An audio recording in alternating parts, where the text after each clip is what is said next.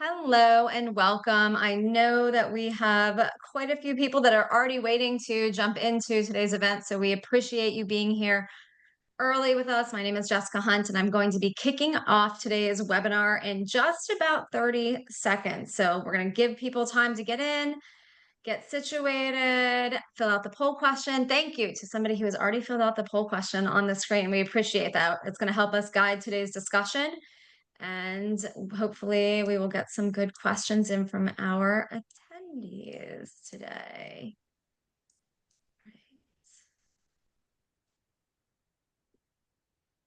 Okay, well, we have a good amount of people already joining us, so we are going to kick off Energy's New Reality, how to adapt your strategy after the big bill. So many questions surrounding this. We are pleased to be partnering with Verse today as the sponsor of our webinar. I'm going to hand the presentation over to our speakers in just a couple minutes, but I do want to go over some housekeeping items with all attendees. If this is your first time attending one of the E&E Leader webinars, thank you for being here. And if this is your 50th or even more than that, thank you for continuing to support our live and on-demand events. We are going to have time today for Q&A at the end of the presentation. If by some chance we don't get a chance to answer your specific question at the end of the event, the team from Verse will follow up with you as soon as possible. So just because you submit a question doesn't mean you're not going to get an answer. You will get a follow-up question. We just are going to be limited on time. And we already have quite a few people answering our poll question. So if you just jumped in, please take about 30 seconds to answer the basic poll question that is up on your screen. What do you hope to get out of today's discussion? And are there specific points or topics you hope to hear about today? I know we all have a lot of questions about this. As always, our webinars are going to be recorded, so you will be able to come back and watch this on demand, so no need to take notes. We are going to be covering quite a lot of information today, so we encourage you to ask as many questions as possible. Let us know where you're joining from using the chat widget. We do ask that all questions come through the Q&A widget that is at the bottom of your console as well. It just helps us keep track of everybody's questions, and hopefully we do not repeat any during the Q&A portion of the event. But enough about me. I'm going to turn this over to Shahzad and Sam from Verse, and I will rejoin you for the end of today's presentation. So thank you both for all the work that you put into this presentation, and the floor is yours. Thank you, Jessica. Hi, I'm Shahzad Wadalwala. I'm the VP of Strategy here at Verse, and I've been in energy for over 20 years, starting my career at Pacific Gas and Electric, the big investor-owned utility in Northern California. And then just before Verse, I was at Google as an energy portfolio manager. And I do have a confession to make. In all my years, this is my first time playing fantasy football, and I did not realize just how much fantasy football and energy markets had in common. I'll save some more thoughts on that for later, but just for all of you out there, just there might be some references to football during this presentation. Sam, I'll hand off to you. Thanks, Shahzad. I'm Sam Cotterall. I lost all 3 of my fantasy football matchups this week 1, and have been playing for a decade plus. So I think that is a good foundational, first year versus veteran, doesn't matter.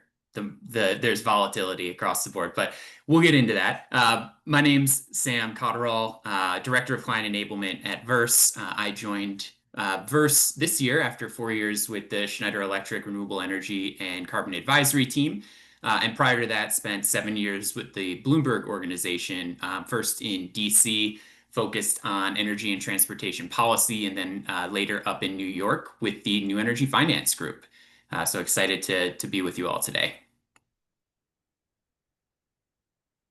All right, so in terms of agenda, we just did our welcome and intros. We're going to do a deep dive into the state of the market, what's keeping energy and sustainability leaders up at night, some tactics, a little bit about who we are, and then a case study and some Q&A. So a lot to cover. We'll try to keep it moving quick, but we do want you to ask questions throughout. So we'll probably focus more on answering clarification questions during the presentation, and the more meaty stuff will probably be left to the Q&A.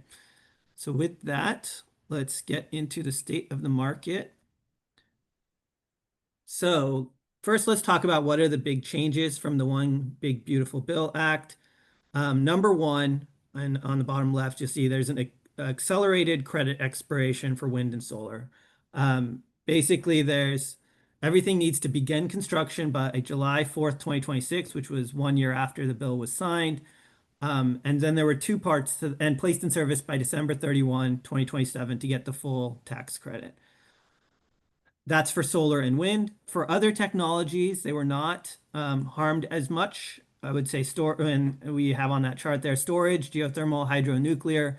The tax credits remain through 2033 and then start to phase down. So this bill really affected wind and solar more than anything else. And the other part to this is the begin construction. There was an executive order that came out in August that also made it harder to get the begin construction label.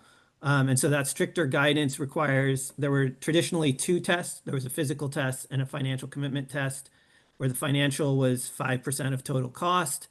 Now, that option was removed for larger utility scale projects and limited only to the physical work test. I see, is that an and or for and start? It's an and. So begin construction must occur before July 4th, 2026 and placed in service by December 31st, 2027. And then the other thing to highlight, so there's one is the physical work test. Second is the new foreign entity of concern restrictions. So the foreign entity of concern restrictions can sound quite scary. Essentially, it's to ensure that the energy infrastructure that's being placed in the United States is not unduly influenced by foreign entities, particularly in China, Russia, Iran, or North Korea. And so while we're not going to go into all of that, we'll just highlight that this is something that can cause consternation in terms of the regulatory uncertainty of which supply chain partners, which developers are going to be impacted by this, and in particular, what are the compliance hurdles in order to demonstrate that any project that's being built does not trigger this restriction. Yeah, I think it's just important to note that this isn't the first time that this industry has seen phasing out of tax credits. Rather than being written into the tax code, this is something that is re-legislated regularly. And it hasn't really hit the brakes for the industry.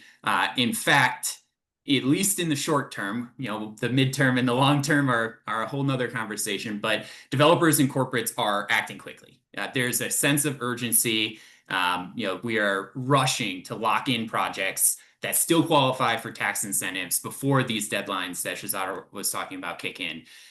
What does that mean, though? It leaves us with a classic, as an econ major, but a classic supply and demand question.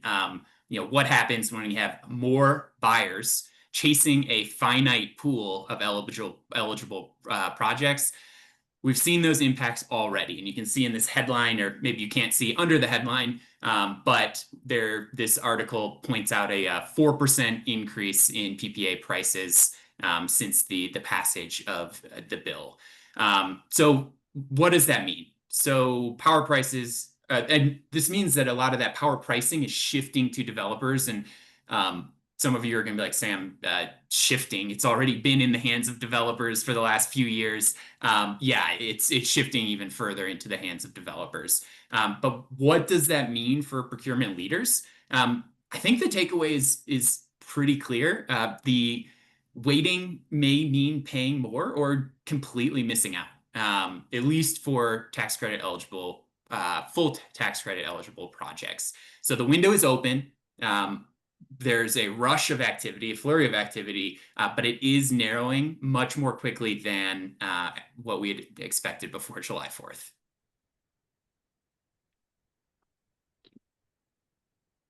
Next. All right, so now this might look a little contradictory to the flurry of commercial activity, but one thing to highlight that just even as as Donald Trump became the president, there was already a lot of regulatory uncertainty about what was going to happen to clean energy incentives. So even from the beginning of this year, we started to see a slowing investment in the US renewables sector, shifting to other parts of the world, especially Europe. So if you look on that chart on the bottom right, there's like a peak in early 2024 and then a gradual decline. So we did already start to see that the investment in new projects in the renewable sector was starting to pull towards Europe. So what does that mean? That means going back to the supply demand that Sam mentioned on number two, now you've had a pullback of investment in projects, and then now we've got clarity that you got to move fast. So it's kind of a perfect storm for needing to go to market and making sure you know what you're going into and being able to move quickly. Okay, so we're expecting in that medium to long term potential impact on capacity addition, specifically from renewable energy, which, as many of you likely know, the fastest construction to generating power cycle is a solar PV plant, followed by onshore wind.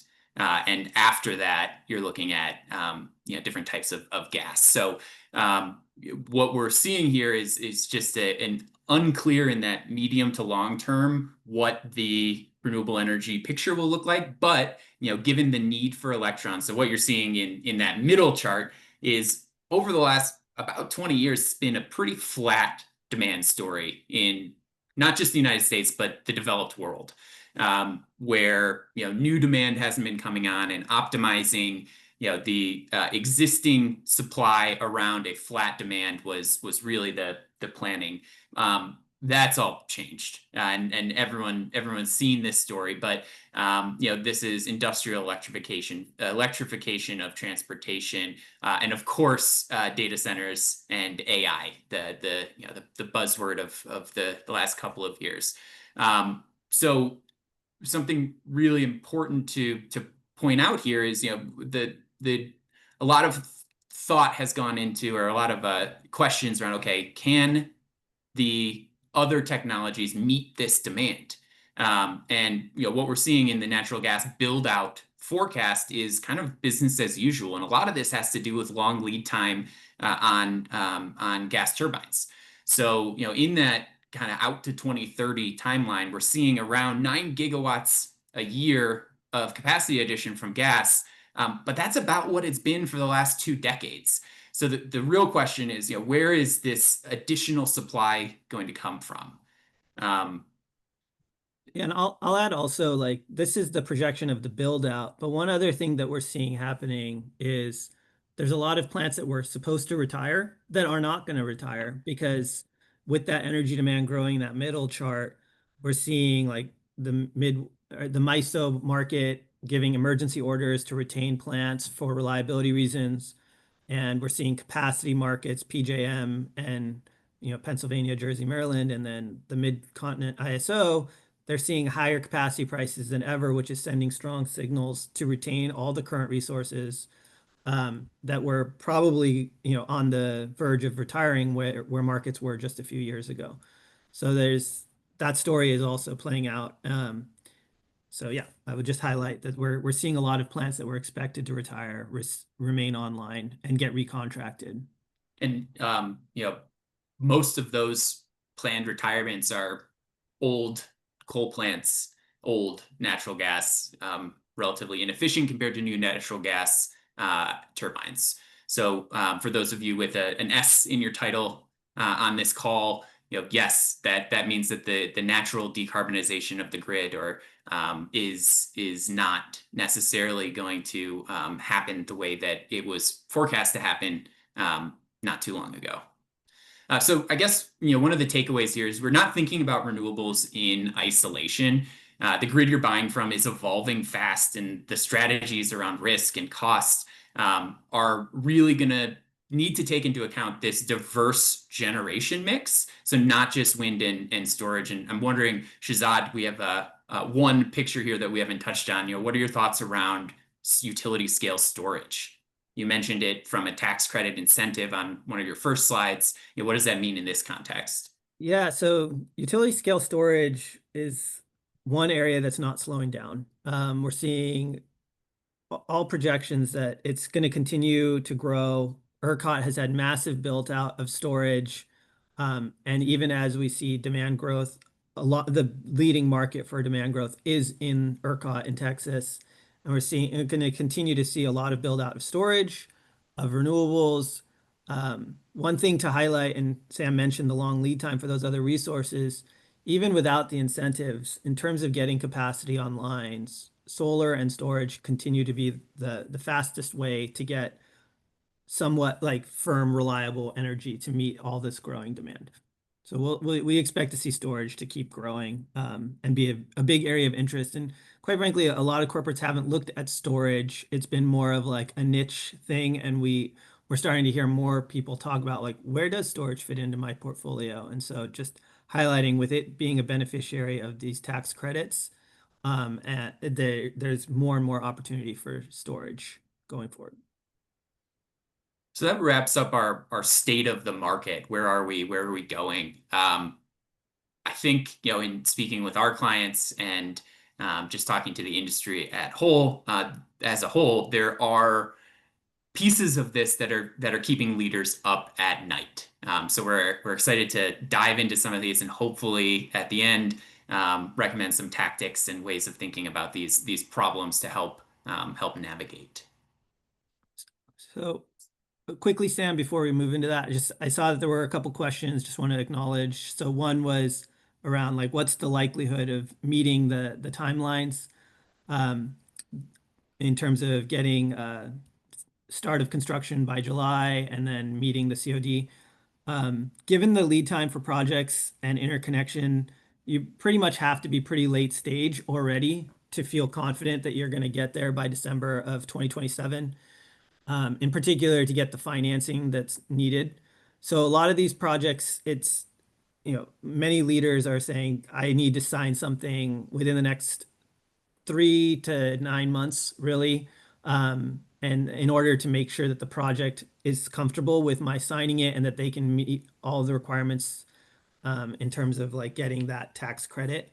Alternatively, if there's risk of that or delays, one of the things that's likely to happen is change of law risk or risk sharing around earning those tax credits. So just highlighting for projects that don't feel confident or their financiers aren't concerned about meeting those timelines, there will likely be provisions to share some of that tax credit risk.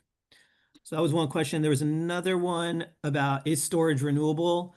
Yes, it depends on the definition. Like, of course, storage is only renewable if it's charged with renewables. And so there's a lot of incentive to co-locate storage, but also recognizing that like duck curve effects are happening. There's a lot more solar on the grid in ERCOT. To the extent, in CAISO continues to be a place where there's a lot of solar in the middle of the day. To the extent that the solar is being built out and the storage is moving it to non-solar hours, I think there's continues to be a strong story that it's part of the renewable integration story. Certainly enabling for higher penetration renewables, definitely, but not standalone necessarily. All right, so what's keeping people up at night? Well, I've set a target. I was on track to meeting it. The rules of the game have changed. This is your commissioner in fantasy football potentially changing the scoring or the in our case in this league the injured reserve policy that we're playing with. So what do we do here? You see an announcement here from an alliance that have kind of have changed or ditched their pledges. I think one of the big points I want to make here is investors punish the opacity or the lack of transparency more than misses. So like credibly rebaselining and thinking about like a scenario tested procurement roadmap and being transparent about these interim metrics. If we're shifting our mindset from an annual match to an hourly match, like what does that mean for my renewable percentage and sharing those numbers rather than kind of hiding in the background and is something that we think preserves confidence and is important and better than a vague deferral. So yes, the goalposts have moved. You're perfectly you're in a position where you potentially might need to change your pledges as well. our recommendation is to be transparent. So, bring your finance and your audit team into your plan so that these targets are like budgeted commitments rather than just aspirational slides. And if there is stakeholder visibility, whether it's through your CSR or an earnings call or however you are sharing your progress in decarbonization, just be transparent around how these changes are impacting you and what that might mean from a timing or a commitment perspective. All right, so greenhouse gas protocol. I'm not even sure how many ENS leaders are able to stay up at night because they might not even know that this is happening. This is what I'd call the under the radar sleeper pick in terms of what could change the whole game and how things play out in the league. Basically, right now, the greenhouse gas protocol is going through its first real revision in about a decade. And the impetus for this is renewable energy. I think more and more people are realizing it's not just about getting megawatt hours onto the grid, but it's getting it into the right times and places. And so there's essentially two schools of thought here on how to think about that. But mainly it's like different time of day matters and the intensity of the grid that you're in matters. And so from that perspective, there's a lot of revisions that are going to look at revisiting market boundaries and the measurement of the impact that a particular project has from a environmental standpoint. And so right now, where we are, we're right in the middle of it, where the technical working group you see there in September is talking to or is getting feedback from the Independent Standards Board, and then is going to go out for public consultation in the back half of this year. And when is this? This is all supposed to complete in the next 1 to 2 years and will affect as soon as 2027 or 2028 Scope 2 reporting. And so a lot of the activities that ENS leaders are considering right now as they're trying to meet 2030 goals are going to come into the purview of whatever goes on with the greenhouse gas protocol. So just flagging that this is a very significant thing that could change how you think about your net zero plans, especially for 2030, or, as Sam mentioned, maybe there's an honest rollback of a commitment. We aren't going to be able to meet this 2030. The market's too crazy for us right now. We'll do it 2035, but all of a sudden your goalposts are changing not only from how the market's evolving, but also the way you're measured and evaluated. So speaking of strategies, I think something that we can all say with confidence in this volatile world that we're living in is that timing the market is almost impossible. So what you're seeing here are a year's worth of expectations in the futures market for what the around the clock power cost in ERCOT for August of this year was going to be. Crazy swings going all the way up to over $150 a megawatt hour, nearly double the expectations from a time period before that, and then falling almost 70%, was I say 67% within a single year. So for an energy buyer, that level of uncertainty makes it extremely difficult to budget, plan, explain risk to a CFO who may not be living and breathing these markets every day. And what actually happened is the around the clock. Now that August has closed, and we know the actual pricing, the around the clock average was around $38. So what does that mean? Like I said at the top, timing the market is next to impossible. So what do you do? This is where a corporate with a structured procurement strategy and risk frameworks excels. So it's less about picking the perfect entry point, and it's more about having these guardrails around your plans. Whether it's in diversification or robust analytics, essentially just trying to make sure that these swings don't derail your P&L, of course, but also aren't able to derail your decarbonization plans. And I'll just jump in here to also say that this chart really illustrates how dynamic the energy markets are.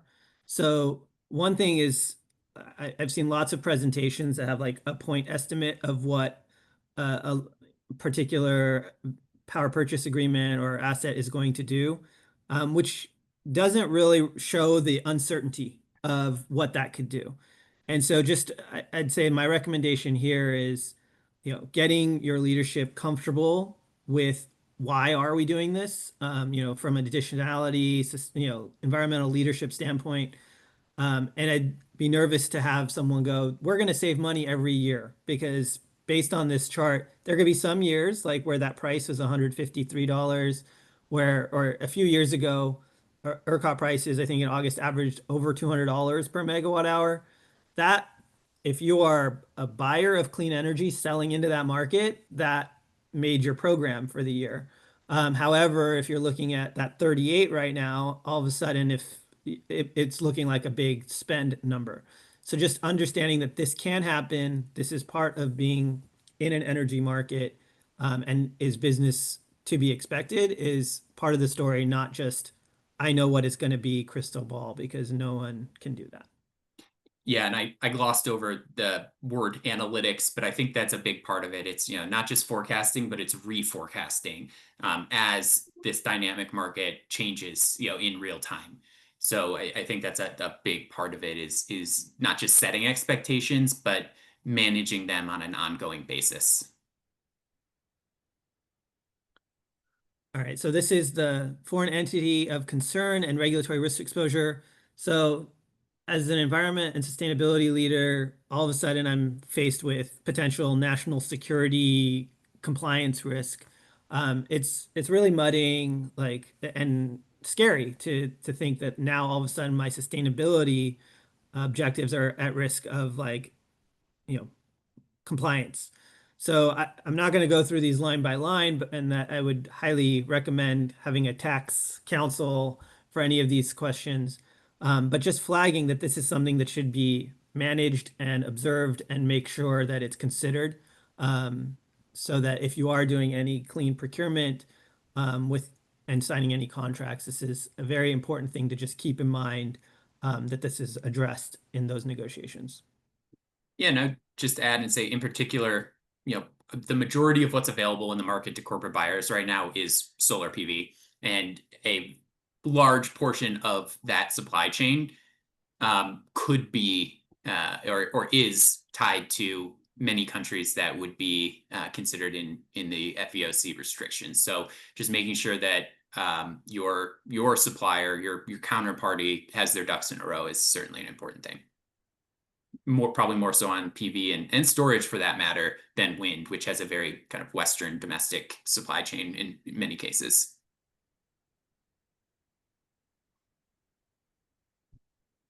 And then, one thing as we go through this, it can get really easy to get caught up in, like, what about this? What about this? What if this?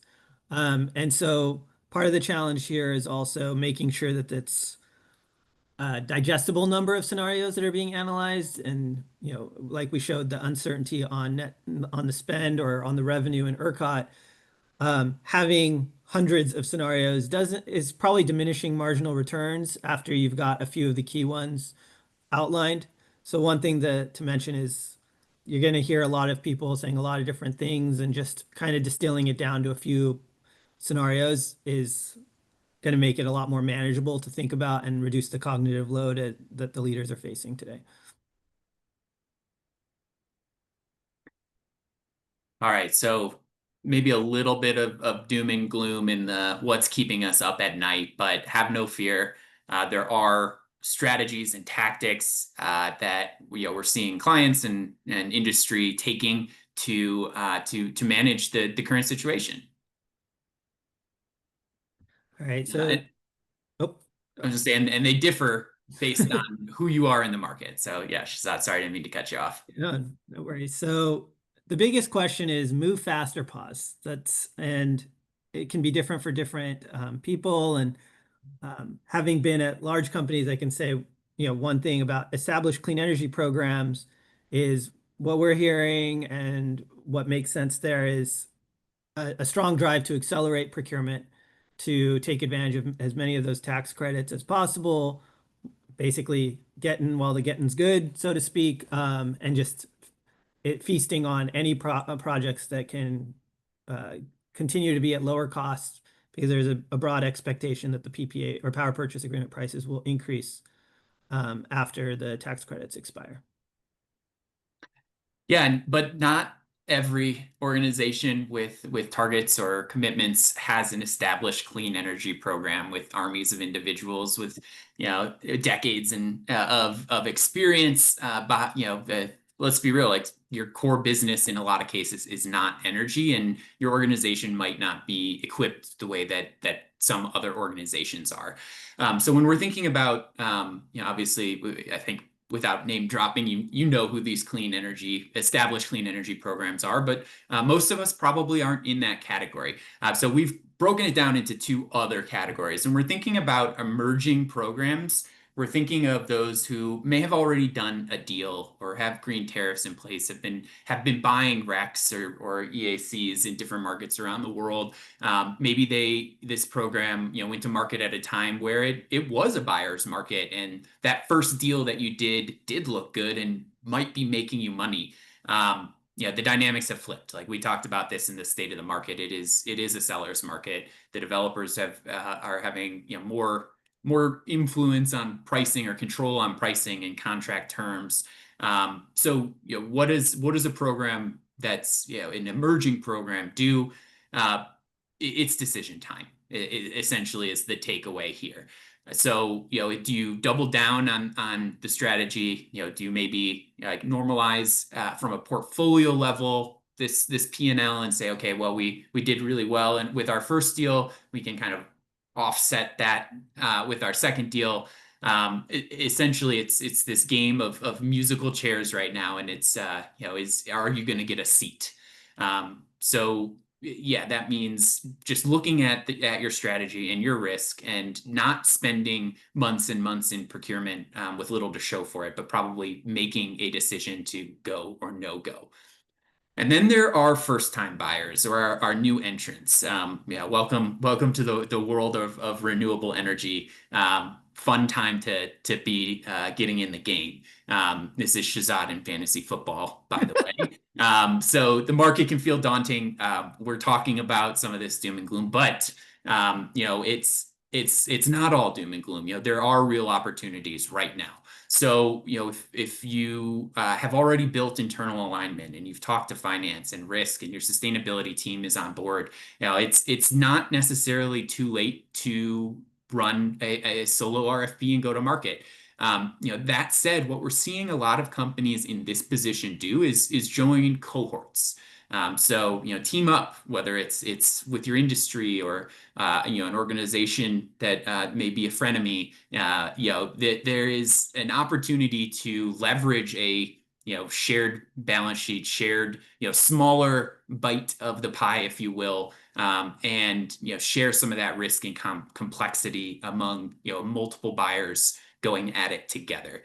So we are seeing some success with these cohorts aggregating first-time buyers and really helping fast track education and sharing some of the risks associated with that go-to-market. So yeah, I guess the real question here is less about whether a PPA is right for you and more about whether your organization is ready to move with urgency. This is my takeaway, my mic drop moment on the slide. All right, this is a lot.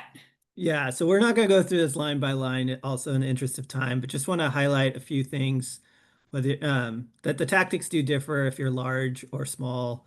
We talked about the foreign entity of concern, the supply chain, like if you're looking at scope 3, for example, making sure that those provisions are captured in your contracts. And then also ESG compliance. I think one of the things that's out there with the greenhouse gas protocol revisions is for smaller entities, the reporting requirements in jurisdictions can be smaller or more general, whereas for larger entities that have more consumption, the granularity of the data and the expectations are higher. So just noting that the ESG compliance burden on large buyers is going to be more. So just flagging, those are two things that as companies are doing their procurement to think about is getting your supply chain and your ESG in order is a big issue. Hand over to Sam. Let's see. I'll handpick a couple of these or cherry pick. Let's talk about scale. So, if you are a large buyer and you've already done utility scale PPAs, you have a seasoned structuring team, you can take 200 or 300 megawatts at a time. There certainly is probably more out there for you. You are, a bell at the ball, if you will, from an off-taker perspective. There could be opportunity here for more complex deals and to interest developers around structuring in storage, thinking about 24/7 carbon-free matching. So that is something from a scale perspective that a large organization might have. Now, if you're a mid-size or small buyer, maybe the VPPA isn't for you right now. Maybe it is, maybe it isn't. But that doesn't mean there aren't other options on the table, and that's what I really want to emphasize here. You can think about where applicable. Can I get into community solar? What can I do on site? Do I have adjacent land? Can I think about PV plus storage and of course, when we're thinking about a MAC curve, there are opportunities for efficiency and demand response as well. But from a renewables perspective, potentially other options on the table. Don't just focus on one lever. Really think about what's best for you and your organization. We've talked about a buyer's market, so I think I need to talk about the contract structuring. Not just price is, it's not just price where the developers have leverage. If you're a big buyer with, a investment grade credit rating and a track record of being a counterparty for PPAs, you may actually still have some leverage. That's you're someone that the developers have already worked with in most cases, and you might be able to rinse and repeat an agreement. You might be able to get a little bit more detailed on change of laws, clauses on indemnities, on availability guarantees. But if you're a smaller buyer, you might want to think about simplicity here. So that's where a cohort can be really helpful. Is aligning on terms, using a vendor provided contract rather than your own form contract, which you may or may not have. And really avoiding what can honestly be a year of negotiating bespoke language. So the risk profile is different and the contracting approach needs to be different. I would say in both cases, given the timelines that we've talked about, you want to focus on late stage assets. And what does that mean? That means full interconnection studies have been done. There's an EPC lined up, equipment's either on site or purchased and guaranteed, potentially working with a proven developer. I would say, contracting for certainty. So, just kind of kill some of these nice to have provisions in the contract that you might spend valuable time negotiating, but at the end of the day, don't really matter, or don't matter as much as other clauses, which could be things like schedule milestones, substitution rights, make good payments for slippage in timing, because that can impact the project economics given the tax credit scenario. Without reading line for line every single one of these, maybe we leave it there for now, unless there's one more you want to jump into. I'm looking at the clock and we're a little behind schedule. Yeah, no, I'll acknowledge that there was a comment about energy as a service, and as Sam mentioned, definitely if the utility scale solar is not the right fit for you, there's a lot of activity on co-locating solar plus storage behind the meter, especially as transmission costs become a bigger part of utility bills. Avoiding those by having on-site resources becomes more and more economic. All right, so quickly, just in the interest of time, want to share a little bit about Verse and what we do. So we're in the space of we're a technology company that's built software to help with the planning and procuring, from having data, evaluating different clean energy strategies, especially against different Scope 2 rules and futures, evaluating offers and helping support anything in that space, to operating, tracking your footprint on your utility bills, understanding market exposures, and then Sam will talk more about this last one, the portfolio insights, which is really tracking and understanding how a power purchase agreement is doing from pre-COD through its lifetime. And over to you, Sam. Dive deeper. Yeah, so if you have operating contracts, there's a lot to think about, whether it's budgeting for the next month, quarter, year, or how am I performing this month? We do have a software program that is validating the invoices that a developer's analyst is putting together in Excel. So running that through our automated invoice validation platform, finding data generation errors, making sure to flag that before your invoice payment is due, so you can adjust accordingly. And then also thinking about the forecast. We talked about how dynamic and volatile these markets are, and where robust analytics can help you reset expectations as the world changes. So having a proprietary approach to short-term forecasting, short and mid-term forecasting is really important for managing those expectations. And it kind of gets us into what is this new gold standard? I think traditionally corporations have either tried to do this in-house, and for better or worse, some organizations will add the appropriate headcount and others won't. Or working with consultants, as a recovering consultant, I can say, of course, legitimate route. But there are certainly new ways of doing things that we'd like to encourage everyone to think about, and that's really relying on software and technology as as a tool for being a force multiplier. So this will help you move from a reactive position. Why did the invoice deviate so much from my expectations, to a proactive position? We see what's happening in August and in ERCOT is less than what we had forecasted. Therefore, we expect our net spend to be higher than what we'd budgeted.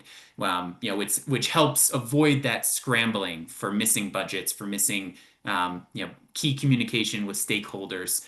So what we think is that this is not necessarily replacing any expertise or anything like that, but it really is augmenting your organization to have this software as a co-pilot, to be able to use analytics to validate decisions and think about what we can do moving forward to meet our energy and sustainability goals, and really see advanced organizations codifying this as that standard operating procedure. Without too much time on the clock, just a quick screenshot of the Verse-Aria platform and how the budgeting might look for a solar asset. Yeah, so I'm not going to spend too much time here, but fun to give you a little peek behind the curtain of Oz on how things are looking. And then again, in the interest of time, just kind of give a high level, one of the things that came out of the One Big Beautiful Bill is continued support for battery storage.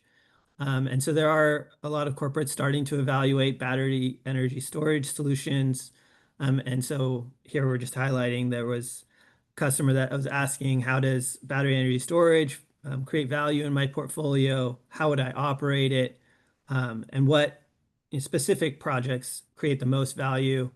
And so there's a lot of things that we've done there to support, from quantifying the value, evaluating, and then of course the portfolio insights that Sam's mentioned, consolidation with the renewable energy portfolio gives a lot of insight into what's going on, so that they can manage that clean program with confidence.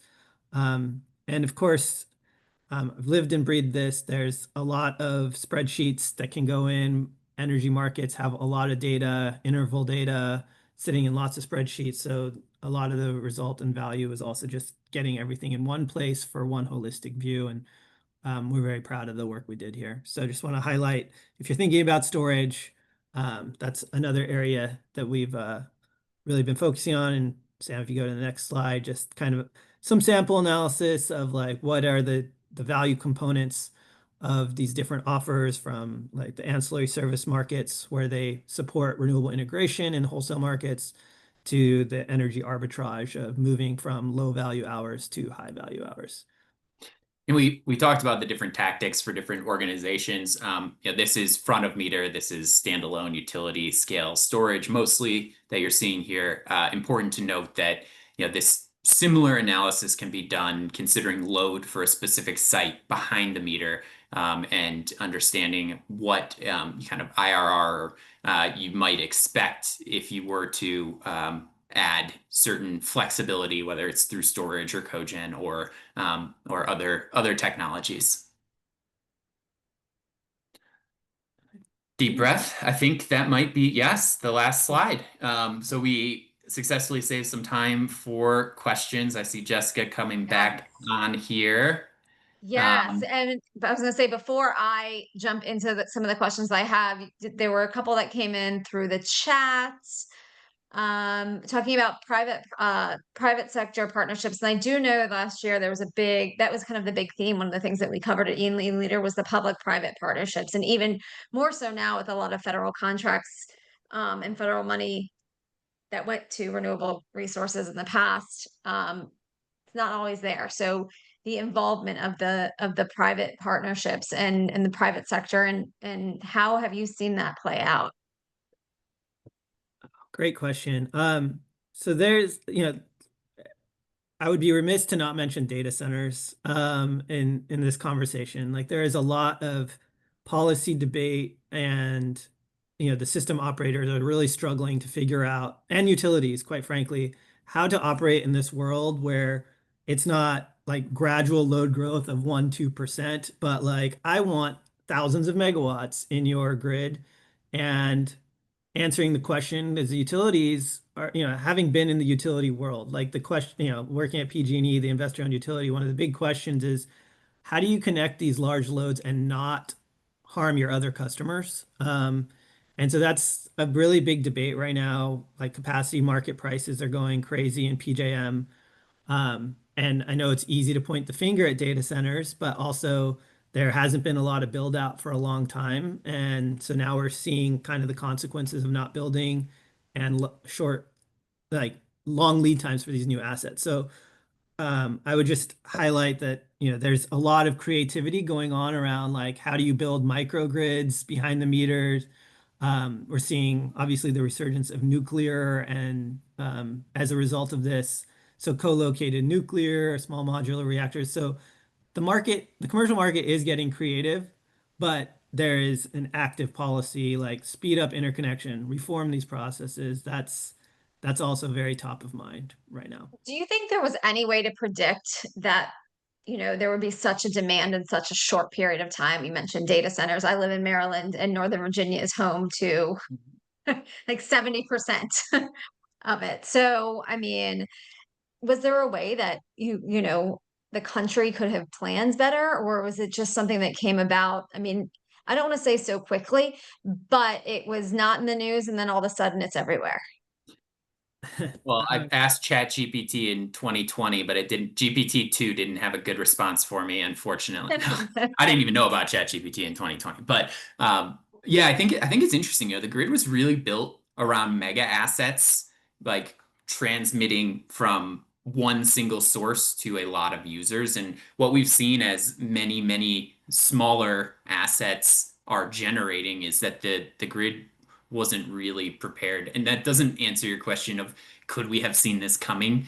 I think that if you look at past iterations of capacity addition forecasts and load growth, no one really had a good view of load growth. We got into this 20-year cycle of no load growth in not just the US, but again the developed world. So things have happened so quickly. Obviously, I think there are, hindsight's 2020, and if you look, you could probably see some signs that at the time weren't as obvious. But I do think that we're doing a lot of catch up. We're playing a lot of catch up and being reactive right now. And to Shahzad's point around like the the role of the public sector is thinking about, how do we protect our comfort with around the clock electricity access that a lot of the world doesn't have, while also realistically from a national perspective, try to win an AI race. So I don't have a good answer for you. Maybe Shazad has a better one. I didn't expect a full-on answer because it's kind of an impossible question, I feel like, that Right. I asked too. It's fun though to think about. Well, I also think what made it really interesting is just, quite frankly, the pandemic like gave everyone pause to do anything, right? So all of a sudden, power prices were really low. And we saw like prices go from really low to really high. Obviously what happened in Europe, like prices went crazy there, energy infrastructure. So I think just, yeah, I don't think anyone called this, right? Like, and so from that perspective, no crystal ball, but it was a plausible scenario, and that we've gone down the path of a plausible scenario more than most people would have expected. A fun exercise would be like, okay, if we wiped out the grid and we were playing Sims like back in the Windows 98 days, how would we rebuild the grid? Unfortunately, we can't do that. So we need to work with what we have, think about where the shortfalls are, from a cost and efficiency optimization perspective. Where does it make sense to invest? And I think a lot of people are pointing to transmission distribution, reformatting, interconnection queues, and kind of a shift from first come first served to first ready first served. Thinking about the costs, how do we socialize those, or do we, are they allocated to the big use clients, the industrials, the data centers, or is it something that, and these are all questions that people are debating on a daily basis at this point, but it's they're real questions that need to be answered, and soon, if we're going to meet incoming demand. I No, also gotta say, yeah. energy industries kind of reminded me of fashion too. Like I feel like vintage is coming back. Like we're going back in the loop. A decade ago, I was at Solar City, and we were running around telling everyone how DERs and virtual power plants were the next big thing. And now I'm seeing headlines of it coming back, right? Like virtual power plants relieve transmission constraints and help the utilities. So energy's, yeah, I know it's like football, fantasy football. It's also a little like fashion. So. Eh, and people, people are, as you said earlier, are getting creative. And Sam, with your Sims reference, you should have brought it back to like the Oregon Trail from Oh I man, I yeah. probably, yeah, I mean, I'd play that game if it came. I'm not a big video game person, but that one I would definitely do. And we did have a lot of questions come in about price fatality, and you touched on some of that. But are you reassuring your clients going forward, that this bill is, I don't want to say going to destroy them, I don't want to say that, and who knows what in 4 years, what the next administration is going to be, and things are going to change again. So working in in the industry that you work in and having to deal with, federal legislation, state legislation. I mean, I know I've asked a few questions in here, but how are you reassuring your clients that, it's going to be okay? Let's just take this one step at a time. Let's just look at, the data that we have and how we can best predict, what's going to happen in a month, 2 months, 6 months, and so on. Yeah, I mean, it's history, the old proverbial repeats itself, right? So, I mean, going into the Inflation Reduction Act, we were worried about, the sunlighting, or the sunlighting of the PTC.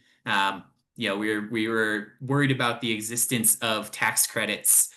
Inflation Reduction Act gave the industry, frankly, the most visibility, or at least what we thought at the time, into the future that it had ever seen. And going back to the origination of the tax-based incentive system for energy, it has always been re-legislated. It has always been something that was going to expire, that had to be put in front of Congress, that had to be approved, that were implemented. They were implemented in different ways, and so I guess my silver lining here is, it's not the first time. This is a resilient industry. It's a needed industry. We've talked about this demand growth ad nauseum in this webinar, and as Shazad mentioned, like the fastest construction to power timelines are in renewable energy. So it is the cheapest new build electron in almost all of the global energy systems, either wind or solar today. So, if we're thinking about it just from an economic standpoint, from a need standpoint, yes, it's a bummer that these tax incentives don't have the certainty that they once had. To your point, this could change, with even within the administration. We don't know. Maybe unlikely, but certainly it'll be a topic of discussion in future administrations and future congressional discussions. So my silver lining here, and I feel like I'm rambling a little bit, but to get to the point is we've seen it, we've done it before. The industry survived, it thrived. It is going to do so, in my opinion, into the future, long into the future.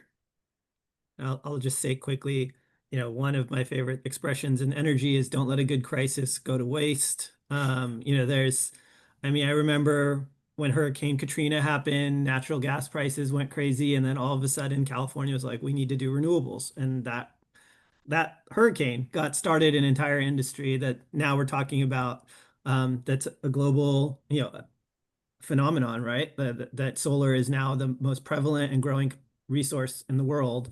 Was not anything anyone would have seen, and little Hurricane Katrina had a lot to get that started, right? And we're seeing like energy security in Europe as like, they're leading the way on like getting policies to get a really decarbonized grid. So from that perspective, I think, this one thing that's really exciting for me is like energy is now dinner conversation. When I started my career at PG&E, people were like, what do you do? I'm like, I work at the utility. They're like, okay, next question. Like, let's move on. Now, like talking about energy policy, infrastructure, reliability, we're getting more and more great minds into these conversations. And I've never been more optimistic that we're going to find some great solutions in the coming years. And I love that. I think that's a perfect way to wrap it up. I mean, I'm from a residential perspective, we have solar. And so I always am talking to people about, I'm like, we produce more energy than we use, and we have an EV hookup. So, there's so many benefits. So I am finding, I get a little bit too excited when I talk about it. My husband says, but I'm like, but it's great. I wish we had done this when when we first moved in, because it's been wonderful. Well, I know we are running out of time. We had some great questions come in. There will be a survey that pops up on your screen that will be available in a follow-up email. If you could provide any and all feedback and additional questions for Sam and Shahzad, they will get back to you. I know some of the people working behind the scenes on the webinar have already shared your contact information, but if you want them to get in touch with you, obviously feel free to add that information to the survey as well. But thank you for being on with us. And Shahzad and Sam, thank you for the work that you put into the presentation. And we're going to conclude today's webinar. Yeah, thanks, Jessica. Really appreciate you and E&E Leader having us and being a thought leader in the space. Yeah, no, we appreciate you being here. Have a good day, everybody. Thank you.